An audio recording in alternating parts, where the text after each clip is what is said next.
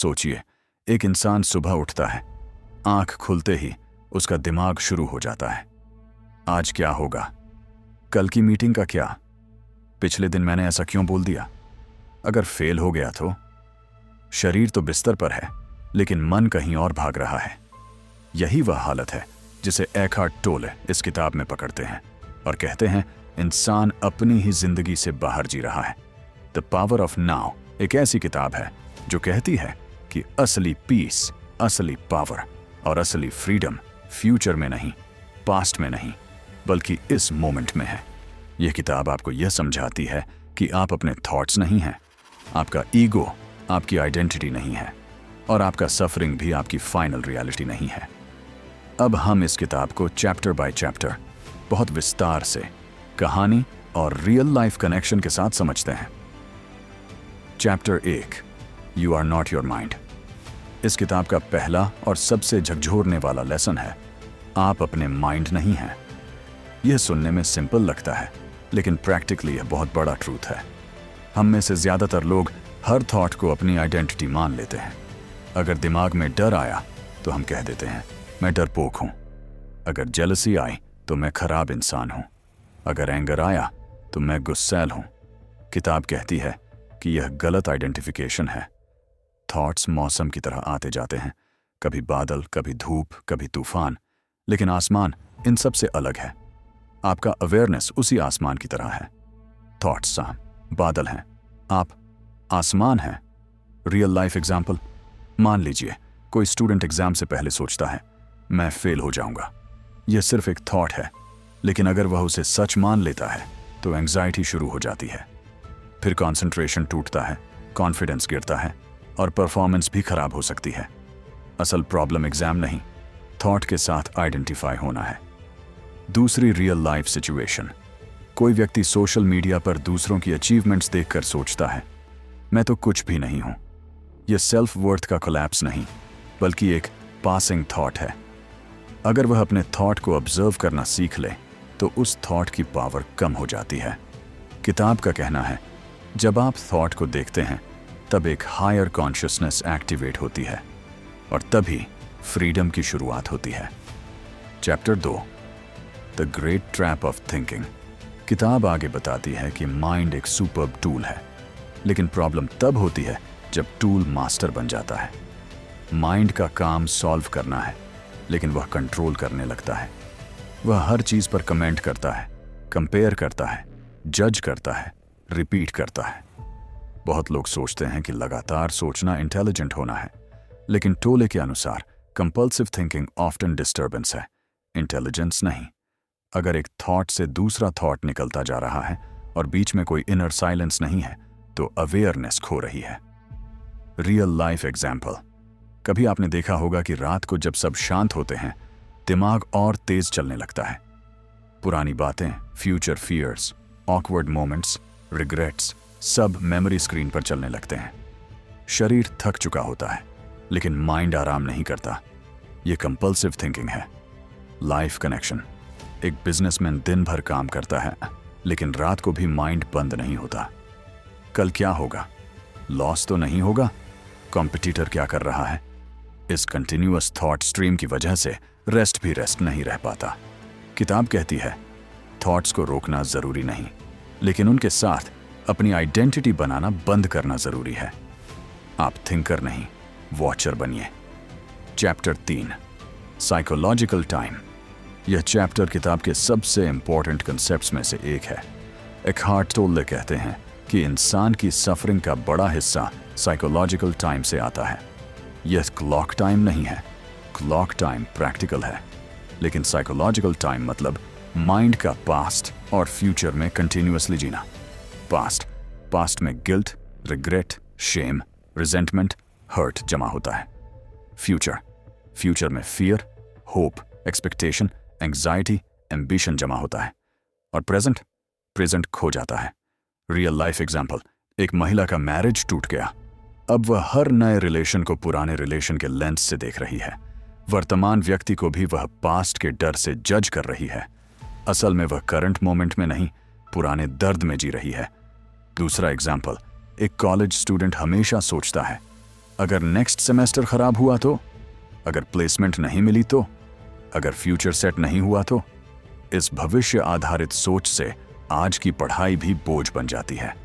किताब कहती है कि time itself is not the enemy, but psychological attachment to time is.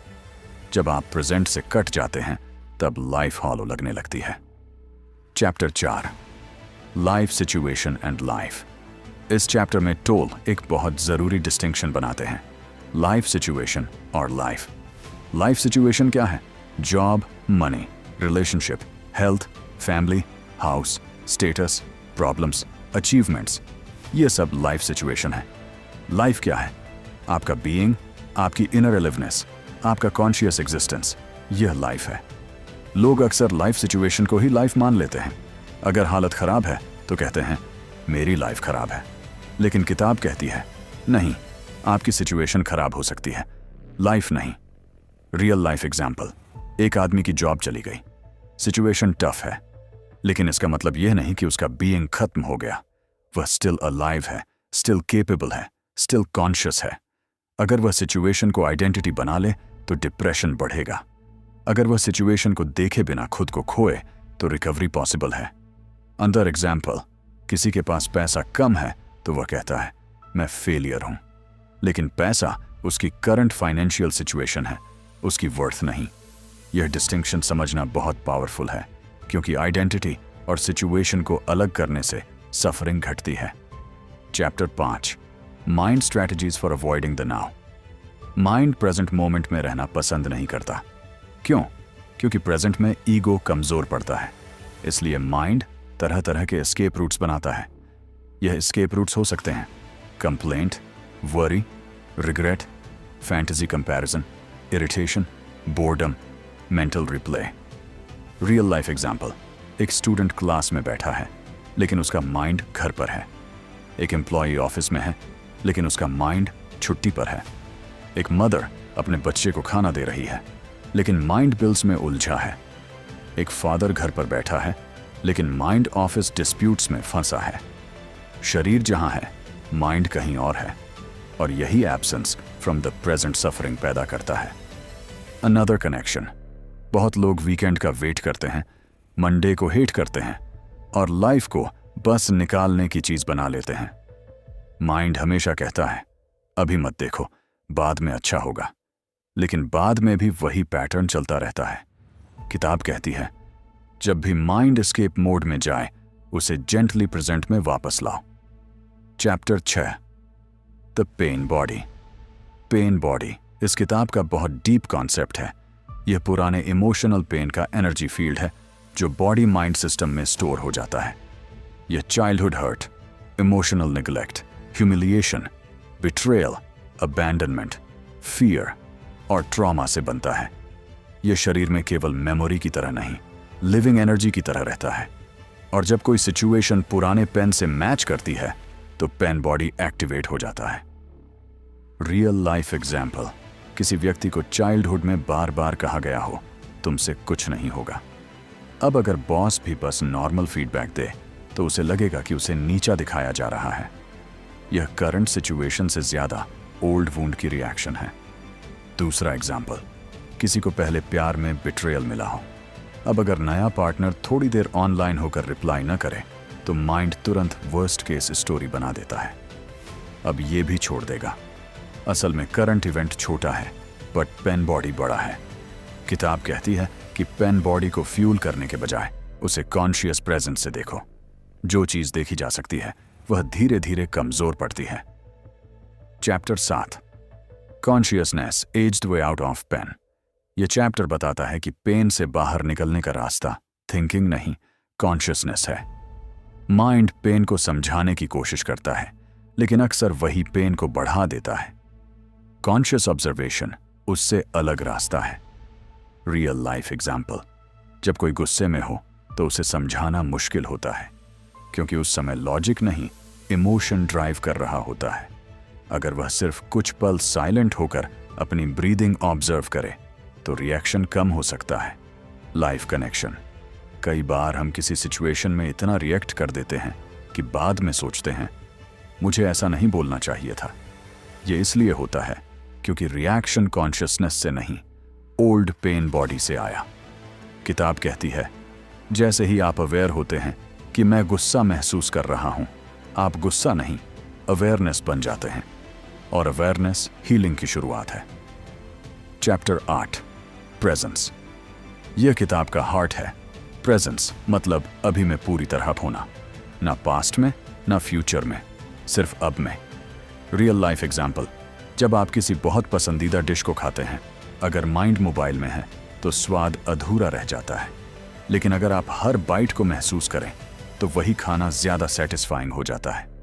दूसरा एग्जाम्पल, एक चाइल्ड जब खेल रहा होता है तो अक्सर पूरी तरह प्रेजेंट होता है, उसके लिए पास्ट और फ्यूचर नहीं होता, इसीलिए बच्चे के मोमेंट्स ज्यादा जीवंत लगते हैं। किताब कहती है कि हम एडल्ट्स को भी यह इनोसेंस वापस लानी है। प्रेजेंस का अर्थ है सांस महसूस करना, बॉडी महसूस करना, सराउंडिंग्स नोटिस करना, बिना जजमेंट सुनना, बिना इमीडिएट रिएक्शन देखना। यह अभ्यास साधारण लगता है लेकिन लाइफ चेंजिंग है। Chapter 9, the inner body. Inner body किताब का एक प्रैक्टिकल डोरवे है। ऑथर कहते हैं कि बाहरी शरीर के पीछे एक सटल इनर एनर्जी फील्ड है। अगर आप उस इनर बॉडी को फील करना सीख जाए तो आप प्रेजेंट में आ जाते हैं। How to practice. आंखें बंद करें, अटेंशन हाथों में लाएं, पैरों में सेंसेशन महसूस करें, चेस्ट और एब्डोमेन में लाइफ फील्ड को नोटिस करें, पूरे शरीर को एक एनर्जी फील्ड की तरह फील करें। Real life connection. जब कोई बहुत एंग्शियस होता है तो उसका माइंड बहुत तेज चलता है। अगर वह बॉडी अवेयरनेस प्रैक्टिस करे तो उसका नर्वस सिस्टम काम हो सकता है। इसीलिए yoga, breath work, meditation, grounding exercises काम करती हैं। दूसरा एग्जाम्पल, किसी ट्रैफिक जैम में फंसे इंसान के लिए भी इनर बॉडी अवेयरनेस यूज हो सकती है। वह गुस्सा करने के बजाय शरीर की सेंसेशन पर ध्यान दे सकता है। यही ऑर्डिनरी मोमेंट को स्पिरिचुअल प्रैक्टिस में बदल देता है। Chapter 10, relationships as mirrors. किताब रिलेशनशिप्स को मिरर की तरह देखती है। दूसरे लोग हमारे अनकॉन्शियस पैटर्न्स को रिफ्लेक्ट करते हैं। अगर आपके भीतर इनसिक्योरिटी है तो रिलेशनशिप में जेलसी और क्लिंगीनेस आ सकती है। अगर कंट्रोल की नीड है तो संबंध भारी हो सकते हैं। रियल लाइफ एग्जाम्पल, एक कपल हर छोटी बात पर फाइट करता है। असल में फाइट टूथपेस्ट या लेट रिप्लाई पर नहीं है। Fight trust, insecurity and unhealed emotional patterns पर है। दूसरा एग्जाम्पल, दो दोस्त सालों से साथ हैं, लेकिन एक के सक्सेस होते ही दूसरे को इरिटेशन होने लगी। यह फ्रेंडशिप प्रॉब्लम से ज्यादा कंपैरिजन प्रॉब्लम है। किताब कहती है कि रिलेशनशिप में सबसे पहले अवेयर बनो। किसी को बदलने से पहले अपनी रिएक्शन को देखो। जब आप कॉन्शियस होते हैं तो प्रेम पॉजेसिव नहीं रहता, स्पेशियस हो जाता है। Chapter 11, the ego in relationships. Ego relationships में बहुत एक्टिव होता है। वह हमेशा अप्रूवल चाहता है, अटेंशन चाहता है, राइट होना चाहता है, सुपीरियर दिखना चाहता है, विक्टिम बनना चाहता है। रियल लाइफ एग्जाम्पल, एक पर्सन कहता है, अगर उसने मुझे कॉल नहीं किया तो उसे मेरी परवाह नहीं है। यह स्टेटमेंट एक सिंपल इवेंट पर ईगोइक कंक्लूजन है। माइंड अटेंशन को लव का प्रूफ मानता है। दूसरा एग्जाम्पल, कई लोग अपने स्पाउस से कहते हैं, अगर तुम मुझे समझते तो यह बात नहीं होती। यह भी ईगो और एक्सपेक्टेशन का मिश्रण है। किताब का पॉइंट है, जब दो ईगो मिलते हैं कॉन्फ्लिक्ट होता है, जब अवेयरनेस मिलती है अंडरस्टैंडिंग होती है। Chapter 12, surrender and acceptance. Surrender का मतलब डिफीट नहीं है, यह है जो है उसे अभी के लिए स्वीकार करना और फिर समझदारी से एक्शन लेना। रियल लाइफ एग्जाम्पल, अगर बारिश हो रही है और आउटडोर इवेंट कैंसिल हो गया तो एक रिस्पॉन्स है फाइट, फ्रस्ट्रेशन, ब्लेम। दूसरा response accept the weather and rearrange the plan. किताब कहती है कि नॉन एक्सेप्टेंस एनर्जी वेस्ट करती है, एक्सेप्टेंस एनर्जी बचाती है और क्लैरिटी देती है। दूसरा एग्जाम्पल, अगर किसी स्टूडेंट को कम मार्क्स मिले तो एक्सेप्टेंस का मतलब यह नहीं कि वो खुश हो जाए, मतलब है कि वो रियलिटी को देखें। हाँ, ऐसा हुआ है, अब नेक्स्ट स्टेप क्या है? एक्सेप्टेंस के बिना ग्रोथ मुश्किल है, क्योंकि डिनायल से लर्निंग नहीं होती। Chapter 13, the importance of body awareness in daily life. किताब कहती है कि बॉडी अवेयरनेस सिर्फ मेडिटेशन मैट पर नहीं, डेली लाइफ में भी होनी चाहिए। एग्जाम्पल, खाना खाते समय, चलते समय, इंतजार करते समय, किसी से बात करते समय, काम करते समय, इन सभी मोमेंट्स में अगर अटेंशन थोड़ी बॉडी में रहे तो माइंड लेस डोमिनेंट रहेगा। Real life connection. बहुत लोग दिन भर screen, messages, deadlines and worries में रहते हैं, बॉडी को भूल जाते हैं। फिर शाम को थकावट, टेंशन, हेडेक, इरिटेबिलिटी बढ़ जाती है। किताब कहती है कि बॉडी को इग्नोर करना खुद को इग्नोर करना है। Chapter 14, the truth behind suffering.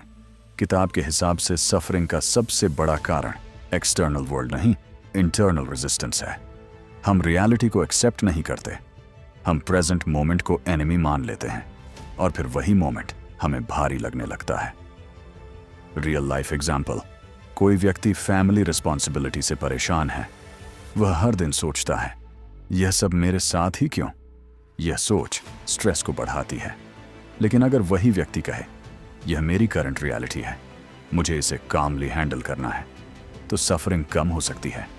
किताब का तर्क है कि रियलिटी से फाइट करने से रियलिटी बदलती नहीं, सिर्फ इनर पेन बढ़ता है।